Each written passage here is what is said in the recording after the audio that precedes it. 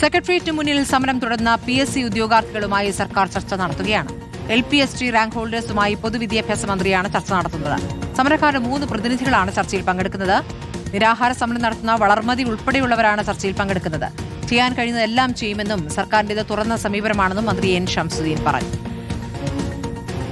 അവർ വെക്കുന്ന നിർദ്ദേശങ്ങളുടെ പ്രായോഗികത സംബന്ധിച്ച് നമുക്കൊരു പരിശോധിക്കേണ്ടതുണ്ട്. കാരണം അതിന് പല വിധത്തിലുള്ള ഇമ്പാക്റ്റുകളുണ്ട്. എന്നാൽ അവരുടെ സമരത്തോടും ആ കുട്ടികൾ പറയുന്ന കാര്യങ്ങളോടും ഞങ്ങൾക്ക് നല്ല അനുഭവമാണുള്ളത്. പക്ഷേ അത് പരിഹരിക്കുമ്പോൾ നമ്മുടെ സംസ്ഥാനത്തിൻ്റെ സാമ്പത്തിക സ്ഥിതിയും നിലവിലുള്ള വിദ്യാഭ്യാസ സംവിധാനത്തിലെ മറ്റു പ്രശ്നങ്ങളൊക്കെ പരിശോധിക്കേണ്ടതുണ്ട്. ചെയ്യാൻ കഴിയുന്ന കാര്യങ്ങളൊക്കെ ഗവൺമെൻറ്റിൻ്റെ ഭാഗത്ത് ചെയ്യാം. എന്നാലും ഇതിൻ്റെ ഇംപ്ലിമെൻറ്റേഷനുമായി ബന്ധപ്പെട്ട് ഞങ്ങൾ കുറച്ച് സാവകാശമാണ് ചോദിച്ചത്. സമരം നിർത്തിവെക്കണം എന്നാണ് പറഞ്ഞത്. അപ്പോൾ അതൊക്കെ ഇന്നത്തെ ചർച്ചയിൽ വരും. ഗോപാൽ ശിലാസനൽവരുമായി ഗോപാൽ, ഇപ്പോൾ ചർച്ചയ്ക്ക് മുമ്പുള്ള പ്രതികരണം, മന്ത്രിയുടെ പ്രതികരണമാണ് കണ്ടത്. ഇപ്പോൾ ചർച്ച നടത്തിക്കൊണ്ടിരിക്കുകയാണ്. LPST സമരം ഒരു മാസം പിന്നിട്ടിരിക്കുന്ന സമരമാണ്. അപ്പോൾ സർക്കാർ ചർച്ച നടത്തുമ്പോൾ ഉദ്യോഗാർത്ഥികളുടെ പ്രതീക്ഷ എന്താണ്? ചർച്ച എത്ര നേരമായി തുടങ്ങിയിട്ട്?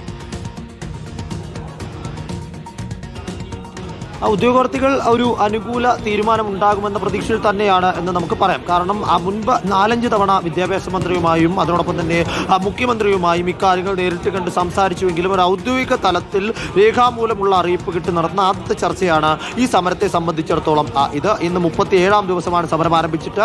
Rank holders association secretary Valarmathi നിരാഹാര സമരം ആരംഭിച്ചിട്ട് ഏതാണ്ട് 13 ദിവസവുമായിരിക്കുന്നു. ആ ഘട്ടത്തിലാണ് ഈ ചർച്ച നടക്കുന്നത് എന്നതുകൂടി എടുത്തു പറയേണ്ട ഒരു കാര്യം തന്നെയാണ്. ചർച്ചയ്ക്ക് മുൻപായി വിദ്യാഭ്യാസ മന്ത്രിയുടെ പ്രതികരണത്തിൽ നമുക്ക് മനസ്സിലാക്കുന്ന കാര്യം ഇത് പൂർണ്ണമായും ഇവരുടെ ആവശ്യങ്ങൾ പരിഗണിക്കുമോ എന്ന കാര്യത്തിൽ സംശയമുണ്ട്. കാരണം സാമ്പത്തിക ബാധ്യത, ഇത്രയും പേരെ നിയമനം നൽകുമ്പോൾ ഉണ്ടാകുന്ന സാമ്പത്തിക ബാധ്യത നിലവിലെ സംസ്ഥാനത്തിന്റെ സാമ്പത്തിക സ്ഥിതിക്ക് മുന്നോട്ട് കൊണ്ടുപോകാൻ കഴിയുന്നതിനപ്പുറത്തേക്കാണ് എന്ന സൂചന അദ്ദേഹം തരുന്നുണ്ട്. അതേസമയം തന്നെ സാവകാശം വേണം എന്ന ആവശ്യം തന്നെയാകും ഇന്നത്തെ ഈ ഔദ്യോഗിക ചർച്ചയിലും വിദ്യാഭ്യാസ വകുപ്പ് മുന്നോട്ട് വെക്കുക എന്നതാണ് നമുക്ക് മനസ്സിലാക്കാൻ സാധിക്കുന്ന, ഊഹിക്കാൻ കഴിയുന്ന കാര്യം. പക്ഷേ ചർച്ചയാണ്, ചർച്ചയ്ക്ക് സമവായം വേണ്ടതായിട്ടുണ്ട്, സമരം പരിഹരിക്കേണ്ടതായിട്ടുണ്ട്. അതുകൊണ്ട് തന്നെ എന്തെങ്കിലും തരത്തിലേക്കുള്ള വിട്ടുവീഴ്ച ഏതെങ്കിലും ഭാഗത്ത് നിന്നുണ്ടാകുമോ എന്നതാണ് നമ്മൾ കണ്ടറിയേണ്ടതായിട്ടുണ്ട്.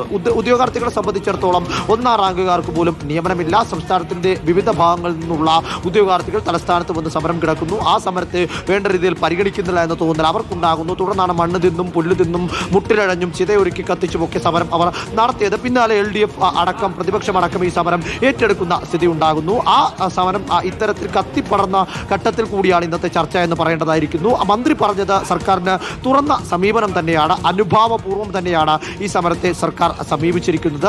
എല്ലാ കാര്യങ്ങളും കേൾക്കാൻ സർക്കാർ തയ്യാറാണ്, എല്ലാ കാര്യങ്ങളും പരിഗണിക്കണമെന്ന ആഗ്രഹവുമുണ്ട്. പക്ഷേ ആഗ്രഹങ്ങൾ എല്ലാ തരത്തിലും മുന്നോട്ട് കൊണ്ടുപോകാൻ കഴിയുമോ എന്ന കാര്യത്തിൽ സംശയമുണ്ട് എന്ന സൂചന കൂടി അദ്ദേഹം തരുന്നുണ്ട്. എന്താണെങ്കിലും ചർച്ച ഇപ്പോൾ പ്രതീക്ഷയോടെ തന്നെയാണ് ഉദ്യോഗാർത്ഥികൾ ചർച്ചയിൽ പങ്കെടുക്കുന്നത്. ഗോപാൽ ശിലാസനിലാണ് വിവരങ്ങൾ നൽകിയത്.